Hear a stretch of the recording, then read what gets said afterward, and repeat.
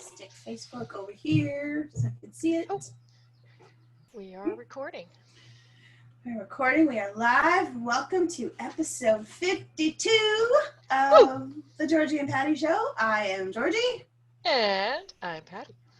And we are very excited to be here. Not only is it Patty's birthday, so Oh. woohoo! Happy birthday! Here's a little magic wand for you. Whoa, happy birthday. Spirit fingers. Spirit fingers. Exactly.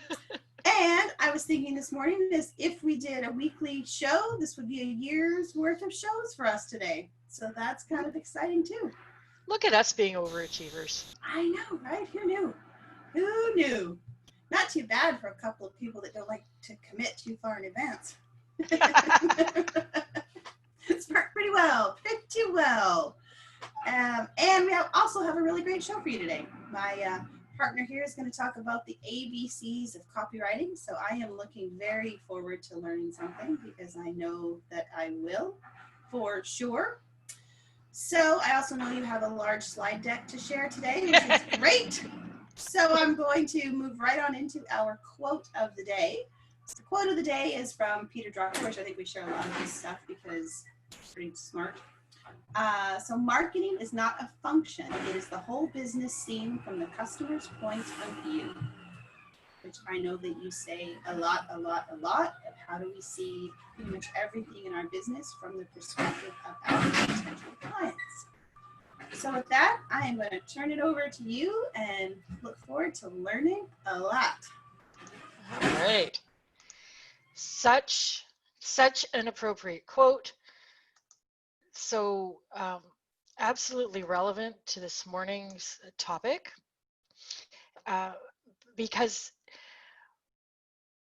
one of the big mistakes that a lot of people make in their marketing, thinking about sales and all of that in their business, is they see it as an add-on. And people will often say, okay, I'm going to put my service together. I'm going to write my book. I'm going to create all of the things for my business, and then I'm going to market it. I'm going to build this thing, and it's going to be amazing, and then I'm going to market it. I'm going to write the book, and then I'm going to market it. When really what we want to be doing is we want to be thinking about sales and marketing all the time. And that's part of what our topic this morning is about, this idea of copywriting. And I am working really hard to explain this in a way that's easy. This is the ABCs of copywriting. Let's keep this simple because really at the heart of it, it is simple. And we have a tendency to overcomplicate things. So, copywriting, what the heck is that? Okay, permission slip first, right? Because you don't have to get this perfect. And I would say this about copywriting in general, about marketing in general, about sales in general, about business in general. You don't have to get it perfect. And perfect is what stops us. Progress over perfection. And this requires practice. It requires practice. You're building new skills. You don't have to get it perfect. Get it out there. Learn from it, and then you can do better. So don't let perfection stall you. Okay. So what is copywriting? Explaining the obvious. What is copywriting? A surprising amount of people think that copywriting is the legal thing. So if you didn't want to attend this presentation because you're like, boring, it's all about legal stuff and protecting your stuff. That's not the kind of copywriting we are talking about today. What we are talking about is the official definition, the activity or occupation of writing the text of advertisements or publicity materials. What this means to me and to Georgie when we talk about copywriting, when we mention this thing about copywriting, is we are talking about the words that you use in all of your marketing activities. Copywriting is all over the place. You're going to use copywriting when you send emails. These can be newsletter emails, they can be marketing emails, they can be friendly customer support emails. You actually want to be using your copywriting skills everywhere in your business. Anytime you're using words, think about it from this copywriting perspective that we're talking about today. Your social media postings, your website sales pages, advertising if you happen to do advertising, um, presentation descriptions if you're speaking at an event, flyers, handouts, posters, postcards, billboards, the bus bench signage, any place where you use words that those words are your copy. So when we say copy, we're not talking about one particular page on your website. We're talking about all of the pages on your website. Everything you say in writing is copy. So basically, wherever you use words, if you're using words, you're using copy. And copy is what makes your marketing run. We often get way too caught up in the mechanics of how marketing works, and people want um, funnels and ads and autoresponders and email lists and landing pages and website pages, and the interest is all on how do these mechanics work. Um, Creating like this list of things that you need. Um, questions like, is it better to do social media or is it better to do email? Um, and what's missing from this conversation is surprising amount of time is the actual words that you use, because that makes the difference between having marketing that runs, having a car that runs, or not. You can think about your marketing, your copy as being the gasoline that makes your car run.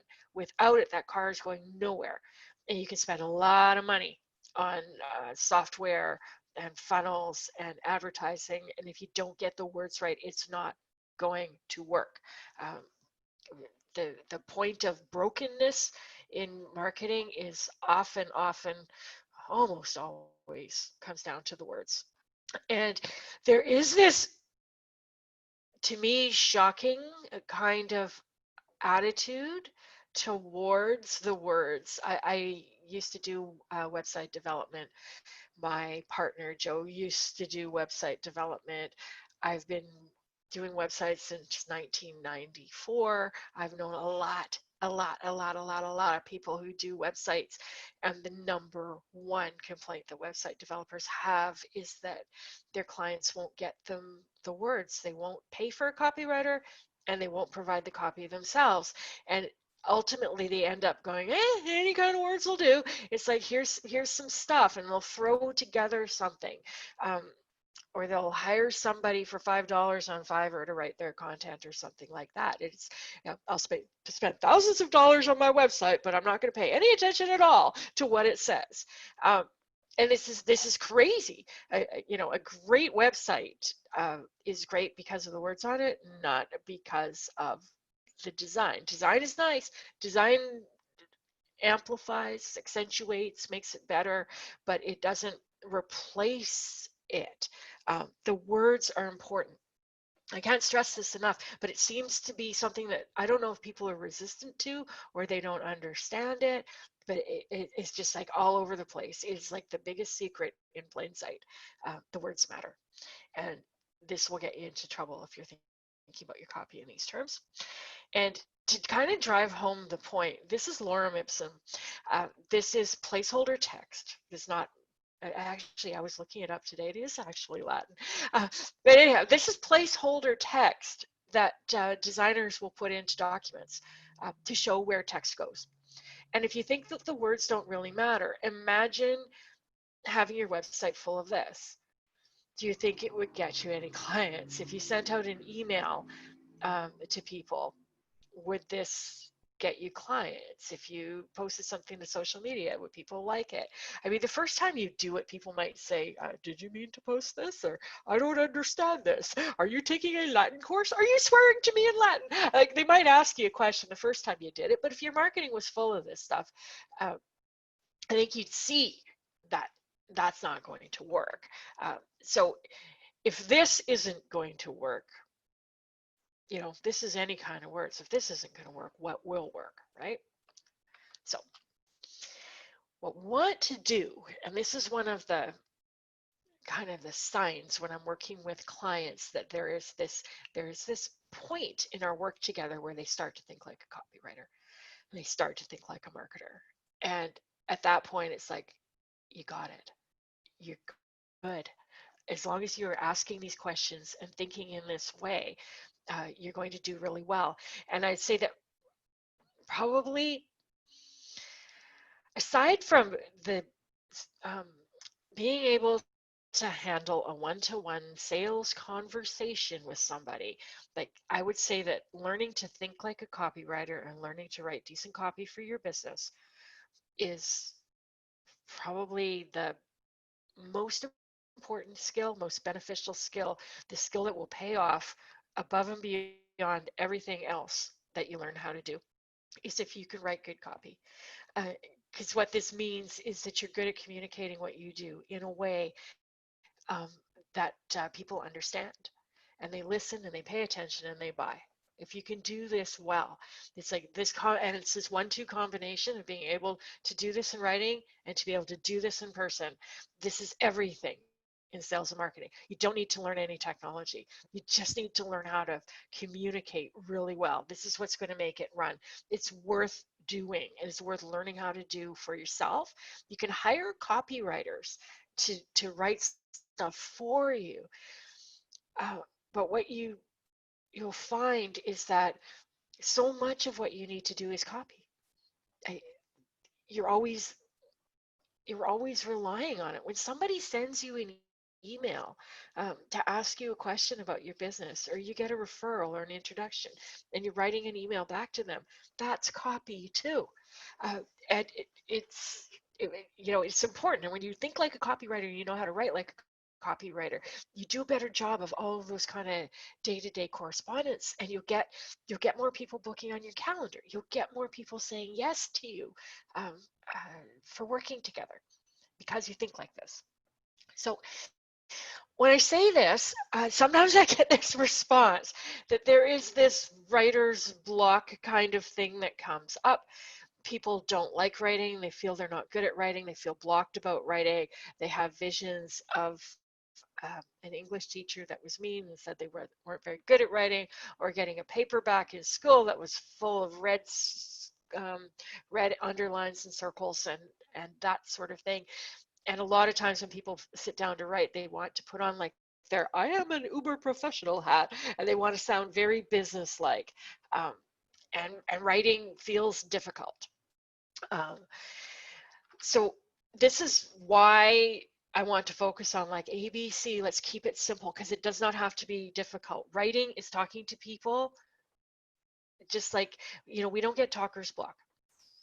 So what you're wanting to do in your writing is you're just wanting to talk about people. And here are some things to keep in mind, that just keeping these first few things in mind will make you better at writing copy. Just remembering this is not about you. The number one mistake people make when they send me copy is all about them. And here's the problem: we learn by imitation. If you look at most copy is about the business. It's self-promotional.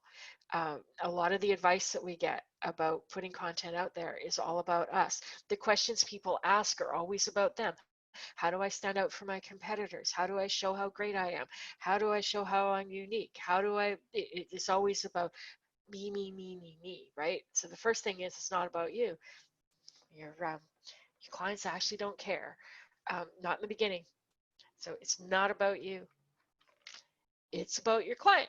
And if you think about your writing in terms of your client, if you picture your future clients, if you bring them to mind when you sit down to write your copy and you write it for them, you are talking to them. It's all about your client.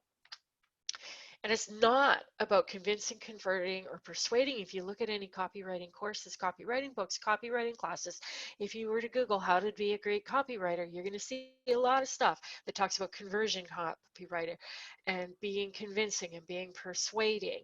Um, this is kind of the traditional perspective for copywriting.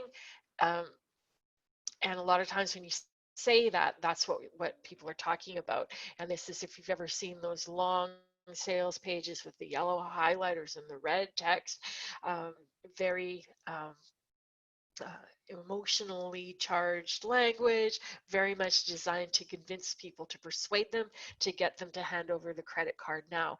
When I talk about copywriting, when Georgie talks about copywriting, this is not the kind of copywriting we're talking about, because our perspective is all about fit and speaking to your ideal clients. So when you think about your future clients, they actually want what you have to offer and they will buy from you. That's how you know they're future clients. Uh, so you just need to have a human to human communication with them. You do not have to convince, persuade, or get them to do something they don't want to do. That can take a lot of pressure off the copy. A lot of people sit down to write their copy thinking about, how do I convince people that this is great? How do I convince my critics to agree with me? How do I persuade people that they need to do this thing that they clearly don't want to do? It's like, don't go there. Just think about the people who want what you have to offer and will buy from you, and write for them. It doesn't have to have this convincing, converting kind of angle to it. It's also not about creativity and it's not about wordsmithing. People want something catchy and something cute and something clever, and they want it to sound oh so elegant. And it's not about that. Um, it's the key to really strong copy is clarity. Good copy is often really freaking boring. It's incredibly boring to you. Incredibly boring. If you were to run it past somebody who is not your future client, they're going to be, oh, really, this is dull. Um, because it's just clear. It's clear and it's it's factual, it's educational, it's easy to understand. It's not full of jazzy kind of words. It's not full of, you know, elegant wordsmith text. I mean, sometimes it can be, but just my encouragement when you sit down to write copy really is, how can you say this really clearly? You know, uh, how can you remove words, right? How can you make sentences simpler? And it's not about talking down to people, it's just making it really easy to digest. You never want to make your potential client work or think. If they don't get it, they're not going to read it. So this is why we want to really make things really clear, really easy to understand, really simple, plain language, not fancy words. Um, so we're really driving for clarity. So simple kind of copywriting formula. You can apply this to everything you write. ABC. A is attention. When you um, think about your experience walking down the aisle in a grocery store. All of those labels, all of those signs vying for your attention. When you go on to social media and you see all of these advertisements, tons of people flashing their ads in front of you, trying to get your attention. And we are bombarded with this, hundreds, thousands of messages every day. Only some of it gets your attention. Think about your email inbox. If you subscribe to a lot of newsletters, if you signed up for some free things and people are sending you messages, even look at your spam. All of that email, all vying for your attention. Some of it you open, some of it you don't. The first job in your copy is to get attention, but it's not to get the attention of anybody. It's to get the attention of your future client. And everyone else will just ignore it. And that's the beautiful thing about it, is when you're worried about your critics and you're worried about people that'll disagree with you and your competition and all that, they're ignoring it. It's not relevant to them. They're not paying attention. So you're writing for your future clients. So you want to attract their attention. It's first piece. If you don't get their attention, they don't see the rest of it. David Ogilvy, one of my, he's a copywriter back in like the Mad Men era, um, says that you spend 80% of your budget on your headline, on the attention grabbing piece, because that's what everybody's going to see. So it's the most important piece in a lot of ways, is the attention. Next is the benefits. And I say benefits for a couple of reasons. One being, you want to think about what the your client's going to get out of it. So you're always thinking about when you're explaining your work and you're answering questions, you want to explain what they get. The other part is the second part of that word is fits. We're looking for a fit. Does this fit? So that's the middle piece. Is you're explaining stuff. Go through each of these with some more detail. And it ends with the call to action, is asking them to do something. 3-part ABC applies to everything. Applies to an email, applies to an ad, applies to an ad like classified ad size, applies to a sales page. Super long, 5,000 words on your site. Still follows this basic formula, except it expands. So long pieces of copy expand these things, short ones still use them all. Basically, this is what you're after when you're writing copy. So the first part, the attention part, this is the first thing your eyes see. So it's a headline, it's a subject line, it's the title of your blog post, it's the title of your social media post, it's the name of the video you're sharing. It's the headline um, on a page, the biggest text, the biggest piece of text. It's the biggest piece of text if you're going to do like a visual billboard or something. It's a big visual piece of text that's there. Um, this is the thing that people's eyes go to first, and this is what gets their attention. And the thing about attention is just to keep in mind that we as human beings are incredibly self-centered. No, someone who doesn't know you doesn't care about you. They care about themselves. They care about what they want. They care about their problems, their struggles. They care about the things that interest them. So to get people's attention, you have to get inside their heads and say something that they are going to be interested in and will pay attention to. Okay? So when you think about your future clients, this could be a problem that they are struggling with. Because we think about our problems, we search for solutions to our problems. When we see something that addresses our problem, it gets our attention. Uh, so talk about their problems. Problems make great headlines. Tired of feeling tired. How to stop procrastinating. 3 mistakes that broke people make. Why you can't lose those last 5 pounds. And public speaking anxiety. This is all problem language. It's all the kind of stuff that people will talk about. I can't stop procrastinating. I know I'm not getting stuff done. Tired again. It's like these are the things that people say. Take their words, give them back to them. So, talking about problems, great way to get attention.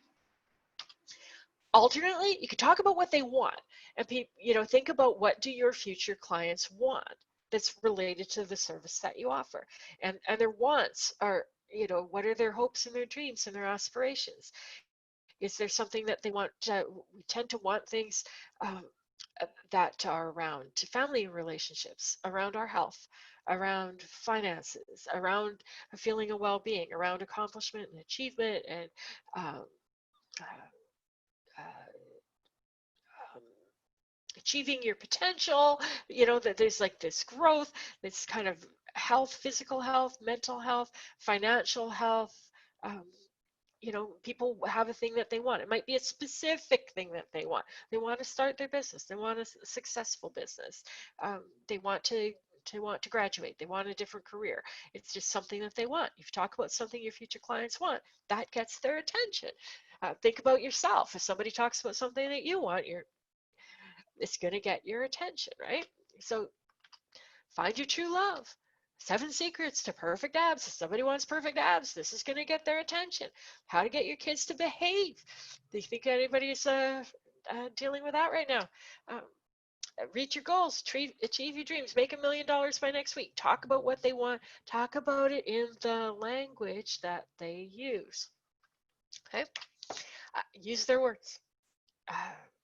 This is like the number one. You listen to your clients, your future clients, the people in your sales conversations, they will tell you exactly how to market to them. They will tell you what to write in your copy. Just need to listen and you'll get it. You want to use their words. You don't want to correct them. You don't want to sanitize it. A lot of times people don't like the words that their potential clients use. There's a lot of um, life coaching people are very much focused on the positive and do not want to talk about problems at all. But if your future clients are talking about problems, you need to talk about problems in your marketing. You don't have to dwell on it. You don't have to grind in the pain, but you need to say something that um, matches up what they want. You might very well be all about learning how to love your body, but if your potential clients are like, I hate my body, I just want to lose 20 pounds, that's the language that's going to get them. Learn how to love your body is just going to be a disconnect. So sometimes we have to be okay with using their words, and you can educate them once you got the money. You can educate them into your approach and all of that stuff. But in order to get their attention in the first place, you need to talk about things in the way that they talk about. And you'll know based on the conversations. And it's so interesting to me sometimes the way people will hear what somebody is saying is a problem and instantly translate it to mean something else to kind of correct them. And you really do, when you're having conversations and people say something, you go, ooh, that'd be good for my marketing. You want to write it down like word for word. Okay. Um, Next, benefits. So that's the attention. So you got your attention. You gave them a headline. They looked. You made them look. Excellent. Next thing is the benefits. This is the body part of your copy, and really, they're asking, is this for me or not? You got my attention. Okay, hold it. Is it for me or am I going away? We're we're we're not going to read something that doesn't apply to us. So this middle part is about, is it for me or not? And what you're doing here, really get inside their heads, always inside their heads. Answer their questions, explain what's in it for them. Okay? Will this solve my problem? Right? Like, what do clients want to know? What would you can even think about, what do you want to know when you're buying something? Will this solve my problem? Will this get me what I want? What is it that I'm buying? How does it work? What does it cost? Tell me some information about this. Will it work for me? How do I know it works for me? Can I trust you? Do you have some proof? You start thinking about what are the questions that your potential clients have, and you put that in your copy. This can be really simple. You can do it in question answer form too. It's just like question answer, question answer, question answer. Easy peasy. What about this? What are their questions? Just answer their questions. Um, if you're writing a short piece of copy, give them a couple of reasons why they should um, do the thing you're going to ask them to do. You know, what's in it for them? What are they going to get out of it? Um, and then the final piece of this, the C part, is the call to action. Tell them what to do next. This is often left out. A lot of times we kind of assume that they will know that they should email us, contact us, call us, click on something, but you want to actually tell them exactly what to do next. Make that invitation. Buy now. Call to action, subscribe, book an appointment, call me, visit my website, click the link, um, tell them what to do. That's the call to action. How do I do this? How do I buy it? How do I sign up? What happens next? So those are the three parts. Any good piece of copy, something to get their attention, the first part of it, um, the benefits. What's in it for them? What does it do for them? Why should they pay attention? Why should they buy? Why should they click? Why should they subscribe? And all of those things being the call to action. Uh, doesn't have to be long. Uh, your copy needs to be as long as your copy needs to be. This is my favorite example. I showed this, I took a photo of this in the lobby of the building I used to live in. Um, this is perfectly adequate copy. Need a babysitter? It's attention grabbing headline. People who need a babysitter know they need a babysitter. Oh, there's a babysitter, and they're thinking there's a babysitter. The babysitter's in the building. How awesome! Uh, what do they want to know? Is this person any good? Can I trust them? Are they going to be expensive? I had somebody write me an email based on a previous video I created with this example. It said, it would have been better if they actually named the price, which is a good point. Reasonable hourly rates. What does reasonable mean? Might have been better if they'd said $15 an hour or $20 an hour or whatever. I don't know what babysitters charge. Probably not nearly enough. Um, but if they would have put the exact price in there, might have been better. But it's like, yeah, these are the questions that somebody is going to have, and they answered them just in the space of a few words. And a call to action. This is what you do. Here's the number. And I just love the way they made it convenient for you, but also measuring, paying attention, measuring, analyzing. She can look at this poster and go, oh, okay, this is working. People are taking the number. I look at it, I go, that's a working ad. Um, so the question that people ask um, all the time is like, how do I get that information? How do I get those words? Where do I get that from? And this is where you get it from listening. This is why we are such a fan of doing these assessment kind of interviews with people, is that it gives you all of this information. You're asking the questions and you're getting the information directly from the people that you're talking to. So listen to what your clients say. Listen to what they ask for when you get in a conversation with a potential client. What questions are they asking? When you say something, what do they respond to in a positive way? What do they want to know? Where do they get stuck? Where do they get confused? Um, they will tell you how to market to them. Take notes. Take really good notes when you're talking to people. You'll get some fantastic language to use in your copywriting. Um, that's it for my slide deck. I just want to share an example that I was telling Georgie about before I got on this call. Is I had a little email exchange with a client. She was telling me that her her cat had woken her up at 4 in the morning, and I'm like, my cat woke me up at 4 in the morning too. So she sends me a link to this website. Like, these guys, right? Great copy. This is a great copy example. Can you see the screen? She says, you need to get these. I'm like, okay, what are they? And they're these little mouse things where you put the cat kibble inside the mouse and then you hide them in the house so that the cat can hunt for its food. Um, I'm like, okay, what's this about? But look, this copy is really good. Cats are great, but we all know the many downsides. Problem, aggression, scarf and barf, night waking. Bowl feeding causes these problems. There's some education. A cat's stomach is the size of a ping pong ball, the size of a mouse. That's no coincidence. In nature, cats spend 80% of their waking hours hunting for food. Cats need to hunt, catch, and play with multiple small meals a day, day and night. Without it, they act out. Look at this. The copywriting language they just put in there. The benefits of hunting prevents bad behavior. Cats redirect the hunting instinct into bad cat behavior. Improves your mood, preserves your furniture. What's in it for them? Have they talked about the material these things have made up? Did they even show you a picture of them? Did they talk about how they've been in business for years and how they're so awesome? No.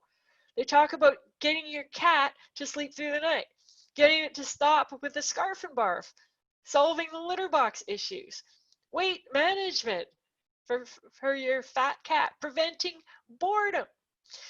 Your cat will happily spend the day hunting, receiving much needed exercise. And here they've got that tug on the heartstrings.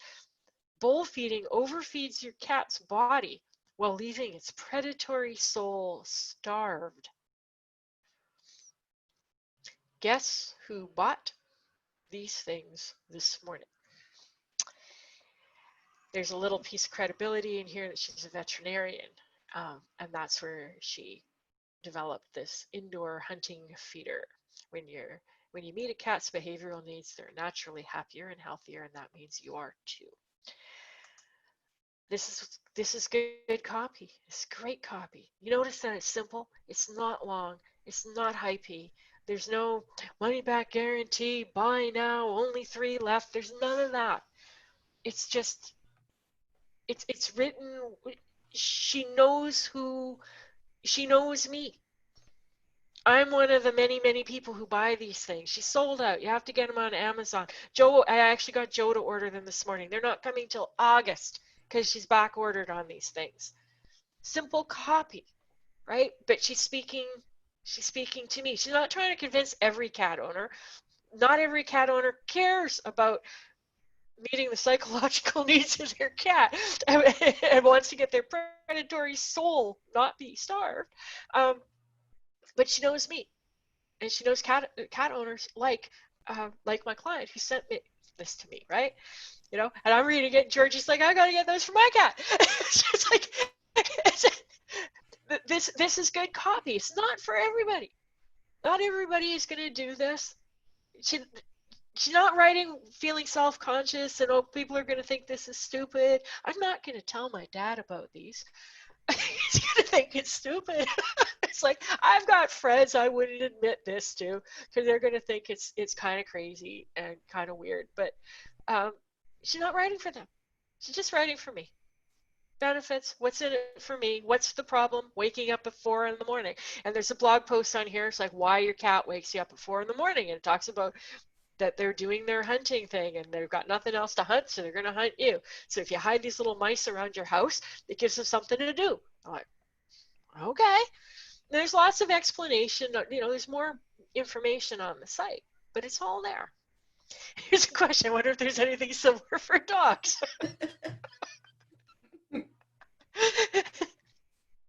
Just, you know, um,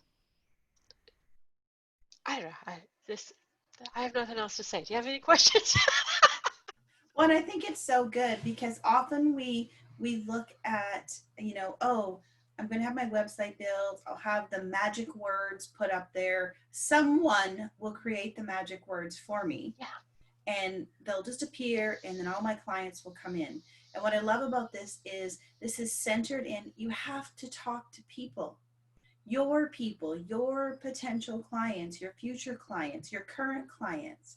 It requires a conversation with another human being and being willing to step into their shoes, see what's important to them, and really, really listening from that space. Like is it a magic formula? Absolutely. And it requires you to do the work to put the magic formula into place, which means talking to people, having conversations. It's I can't remember who said it, but um, copywriting is salesmanship in print. Um, what you're aiming at with your copy is to recreate the conversation that you would have with a potential client. And what makes copy difficult is that you have to kind of address a group of clients, whereas when you're in an individual conversation, you're talking to one person. So I just want to tag on to what Iman said in the interview. If there's one of me, there's a million of me. Um, just this idea that you don't have to talk to 100 of your clients to get this information. You talk to 5 or 10, you'll start to see some patterns. You'll start to see the same kind of language come up. And then once you start being tuned in for it, you'll notice when it comes up with other people, and it'll just kind of verify where you're going. And then every once in you'll get to this place where you're like, yep, okay, got it. Yep, okay, got it. Yeah, it's like, I don't know what to say. This is frustrating. I'm so confused with my marketing. It's overwhelming. Somebody tells me to do this, someone else tells me to do the other thing. I don't want to put myself out there. I don't want to offend people. I don't want to be seen as salesy. This is the kind of stuff that Georgie and I get. I'm tired of spending money on courses and programs and coaches and not having anything come back in terms of clients. We hear this stuff over and over and over and over again. It's expected. And then when somebody says something that's a little bit different, then now we're perking up going, huh, didn't realize that that was an issue. I wonder if that's going to come up more frequently. But you'll get to the point, like we'll ask clients, they'll have, you know, 3, 4, 5 conversations with potential clients. Do you notice any patterns? And they'll be like, yes, they all say the same thing. It's like, perfect. Now you know. Exactly. So good. I like this one. Words I keep hearing from potential clients is I don't have time to go down the rabbit hole. And I think sometimes it's the simplest things. Like I know you share an example of someone that said, well, I think it's what is it? My clients are always saying they're just tired of being stuck Yep. or something. I'm tired of being stuck. She's like, I don't want to use that. Everyone resists using stuck because all coaches use stuck. Yeah, there's a reason why they're all using it because that's what clients say. The other one is, oh, I just want to get over it. And this is the thing, a lot of times people will say things that you don't want to hear that go against kind of where you come from, right? Like, I just want to get over it. It's just like, you can't just get over it. It's like, and that's fine. That's good educational information to have. But when you start off with, are you ready to just get over it? Is a powerful headline. And then you can explain, it's been my experience that you can get over it, but it will take, you know, this is what it'll take. And then you can start providing that explanation. It's a little bit like this cat thing I just read. It's like, I want my cat to stop coming in and singing the song of his people at 4 a.m. And it's like, but this is like they're selling a little plastic mouse thing that you put kibble in. It's like they had to make that bridge between the wake up at 4 a.m. and you need to hide these mice around your house. That's the job of the copy, to explain this is why your cat is doing this thing, and this is how you can solve that problem, and this is why it works. So it's educational. Um, so you can start, this is a good example. It's like they're talking about the cat in the middle of the night. They're not talking about the product itself, right? It's the same thing as, you just want to get over it. Yeah, that's what people want to do. Okay, now let's draw the bridge between just getting over it and coaching or counseling or whatever you're offering to help them with that. It's like, okay, this is going to take a little bit longer. This is what we need to do. This is what needs to happen, right? There's a great opportunity. Let's do an assessment. We'll find out what it means for you to get over it. What are the things you need to get over? Get on a call with me. Let's do a free assessment for that. It's so good. And I think this is where a lot of people get hung up as well, is they're confusing their marketing, their copywriting, their marketing language with the modality or the work they do. And I want to put all the work I do into my marketing and into my copywriting, and that's going to attract people. And no, it isn't. Yep. Your actual work and what you do does not matter. It only matters when they've become your client. But it's how do I get them through the door? Yep. And I see this so often, and it's challenging. I get it, and especially I think when we are as coaches, like you were saying in the presentation, I only want to use positive language. I don't want to talk about problems. I want to move where they want to go to, you know. And if they are using problem language, then that becomes your marketing, your copywriting information. And then when they're inside your door and you're teaching them what you do and you're really in your modality, that's where you can make that shift.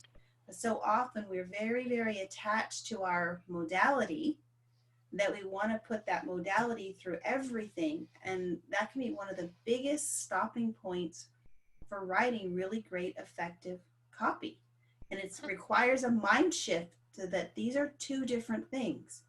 I want to be able to help people. So how can I help people? I can't help them until they've come to the door. And if I'm talking about my work and my jargon and my kumbaya land, so to speak, and they're like, I am stuck in the middle of the mud right now. I want to get out of the mud. Well, tell me what you do want. No, tell them that, are you feeling stuck in the mud? Yeah. It's not that easy. And it requires almost effort to go, okay, where am I? I'm in my modality. I'm in my work. I'm in that space. Not over here thinking like my client, using their language and coming like when I'm doing my marketing information from that space. The interesting part of all of this is once you truly embrace this, everything gets a lot easier because we run into problems when we want to differentiate what we do and how we do it. And we look at our competitors and we're like, okay, how do I make it different? And it's like that person that says, oh, there's 300 people who do what I do in this city alone. How do I stand out? How do I make myself different? And it's like, it's not about you. Like, really, it's not about you. It's like, how about you name the problem that you help people with better than anyone else? Because that's what they're actually looking for. What do they want? What are they hiring? And it's just, when you think about it, like think about this from your own perspective when you go to buy a service. It's like, are you really looking to differentiate between how they do what they do? Are you looking for the person, like Iman was talking about, that you feel comfortable with, that you feel like they get you, that they understand where you're going and what you want to do, and you feel confident that they can help you? That's what you're looking for. There's a connection there. And that connection comes from letting people know that you understand what it is that's going on for them. It's Exactly. And once you make this shift, you will start hearing it. Like since being around Patty a lot more, I've definitely made that shift more. And often I'll be somewhere and I'm making notes, and I'm like, hey, this is what I learned today. These are the words that I heard from our potential clients. We notice this now in the course we're doing. The information that's oh being yes. put in the chat. It's amazing. We are literally hearing and seeing what our potential clients are saying. So paying attention everywhere you are, like having your ears open, your eyes open, and really really listening and keeping it in their words, because the other pitfall can be to want to paraphrase what they've said into our words, put our meaning of what they said, and then use that as our copy, as opposed to really noticing, wow, that one statement comes up all the time, and I've shifted it into either to fit my modality or how I would say this. It's getting comfortable with really using their language. Yeah. And often some of this comes from trying to um, take a whole bunch of different language and like, what's the umbrella? You know, what are people, how do I take all of these things? What's the one perfect phrase that sums up 6 problem statements? And we end up with something that's really freaking general and doesn't say anything. And we saw a lot of that in some of the chat in the course that we're taking with people pulling that language together and becoming very specific. And if you've ever heard anyone give one of those really highly well scripted, um, picture perfect kind of elevator pitchy things at a networking event, where they manage to say in exactly 1 minute exactly what they do and who they work with, and um, they the one I always remember was something about, I help high achieving female entrepreneurs who want to break the 6-figure ceiling and get paid what they're worth and not be the best kept secret in the closet anymore, and finally get empowered and be able to manifest their destiny. And it's just like it went on and on and on. And I'm a success catalyst and my name is call me or something like this. And it's like, I swear, if I put a timer on it, it was going to be exactly 60 seconds, with every buzzword hit. Um, and I remember listening to this, I'm going, this does not work. It does not work as a blah, blah, blah, blah, blah elevator pitch. Although it might have been a good statement to have, maybe to summarize on a bio for an about page or something like that. Is like, it's context dependent. But um, when you get in, like, what I found is like the words are so large, I had to think about what each one meant. And as soon as you have to, don't make people think. Do not make people think. Simple, plain language is what sells. Like, don't make people think, because they won't. Exactly. And as soon as I have to try to think about understanding the words you're saying, I'm out of the conversation. I'm not Yep. present with you anymore, because I'm trying to make meaning of what do they do exactly? Oh, I don't actually even know what that word is. Now I'm feeling kind of dumb. And I'm like, I don't even know if I want to engage here. And we were talking about this morning where automatically then this conversation seems like it's going to be a lot of work. This Yes. is going to be hard because I can't even understand the 40 words you just gave in your introduction of what you do. Like, I don't get it. So if I have to go to that place, I'm out. Hmm. We mentally trip really easily.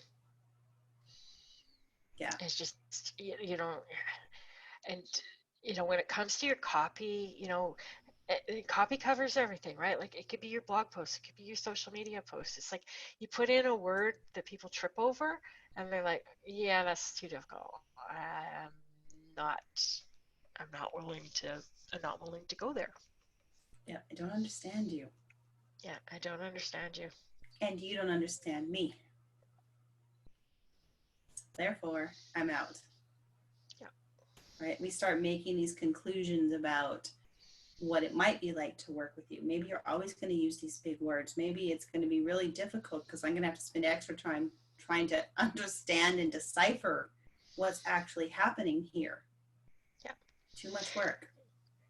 And it's not even like, we're saying this like it's a conscious decision, but it's not. It's just you No, have this feeling of discomfort. And I know we're talking about, like, right now we're talking about conversations, networking, introductions, and all of that. Approach all of that stuff as a copywriter too. It's all the communication that you do, right? It's the scripts that you use for your video, or the flow for your video, or how you do presentation, right? If it's everything.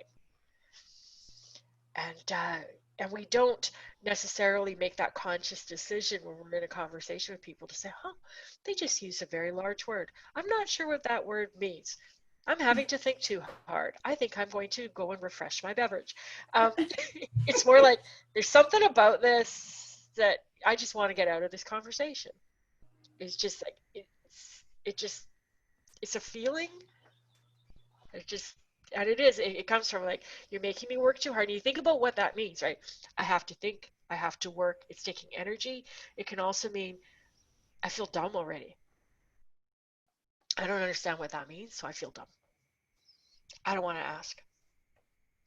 mm-hmm. We get a lot of, like, I should write a whole book on dumb marketing advice. We get dumb marketing advice that says to keep your networking introduction kind of vague or unique or weird so that people will ask you about it. And it's like, they don't ask. They don't care. They're like, I don't get it. I'm feeling stupid. I'm going to have to work too hard. I'm going to go and talk to that person over there. Um, you know, it's it doesn't get the attention. People are not curious. People get curious if you talk about something that's relevant to them, but they don't get Exactly. curious if you throw in something clever or um, that's something that's interesting to you, unfortunately. Exactly. And you can notice as you go about having conversations with people, notice the people where you're leaning in and the places where you start to lean out and just kind of start to go inside and check in about what's happening. Yeah. Or even as you're reading sales pages or newsletter things you get in your email, just kind of pay attention to the sensations that are happening in your body. And then, I wonder what's happening here. And just notice what you notice because it really is, it happens at such an unconscious level. Yeah. It's literally not like, oh, that word, I'm going to have to look that word up. I wonder what that is. Let me get my dictionary. It's not like that. And yet when you get still and you're like, oh, I recognize that. What's happening here? I get it. It's a fun experiment. That's for sure. Yeah. Any more questions, thoughts, comments, concerns, cheerleading, happy Wednesday vibes? I don't know. Anything else you might have about copywriting? It is really, I think so often we think about it as just the words on our website, and it's so much more than that. It's everything. It's everything. Yeah. Maybe that should have been the quote for the day. Copywriting is everything. Mm-hmm. Everything. It's communication. It's really what it is. It's you're communicating with people Yeah. in writing. Yeah. So good. So good. I'm going to check the Facebook here for a second. We have a happy birthday, and you're funny. Yeah, the looks aren't everything. Have a superbly fabulous, fantabulous day. What do I think about purchase do-it-yourself copy? Like somebody's written copy and says, here, you can use my words. I think it sucks. But let me tell you what I really think. Here's the thing about copy. There's no shortcuts. I had a client for a very, very short period of time who thought that the best way to do copy was to get one of those AI robots to write it, because they have like robots, like online services where you just type in, oh, what do you do? Coaching. And then you hit generate and it creates copy for you. Um, it's there's nothing that replaces having the conversations with your potential clients, listening to what they say and feeding it back to them. It's personal. Your copy needs to sound like you, and it needs to be directed towards them. It's like, I've put myself out as a copywriter. I use copy. I write copy for clients, but I don't write copy. Had a actually very interesting conversation with a copy client yesterday, who said that they didn't want copy because what they interpret copy as is I would write something for them and hand them a piece of paper and say, here you go, here's your copy. And that's what copywriters typically do. Like they'll take your stuff, they'll do some research, they'll ask you questions and all this stuff, and they'll write something for you. Done for you. Here you go. Just copy and paste kind of thing. And I've never done copy that way. I do copy by interviewing my clients, interviewing their clients to find out, why did you work with this person? What were you thinking before you first contacted them? That kind of stuff. I do those interviews to find out what it is that had them buy, what they were looking for, and I get their exact words, and then I put that together in the copy. So you can't shortcut your way to the copy. Not to copy that's authentic to you, not that copy um, that's going to attract your future clients. It creates a disconnect too. It's like if it doesn't sound like you, and then they have a phone conversation with you, there's a disconnect. There's kind of like a lack of trust. Once again, not something you consciously think about. It's just something that happens. Um, we're like, oh, this person sounds different. It's like when people put up photos of themselves that don't look like them, and then you meet them in person, and you're surprised it's that person because the photo they're using on social media is from 20 years ago. Exactly. I like this too. Like I use their format, but with my own words. And by the way, I was going to say this. I forgot. Thank you for that comment. Find copy that you really like. Like, go to this cat site, take a look at what they did, right? Find copy you like, find something you respond to. If you have an email that you're like, wow, that caught my attention and I read the whole thing, I don't even know who this guy is, send it to me. When you have that experience, take a look at that and go deconstruct it and go, okay, how could I use this for my business? You can turn somebody else's copy into your template. So you can look at this cat site and you can look at the benefits. Oh, okay. Problem one, problem two, problem three. And you could turn this page about cat hunting toys into selling coaching by Exactly. just following the template and replacing your stuff with for theirs, right? So find some copy that you really like, that you find engaging, and then see if you can turn it into a template and put your own stuff in there.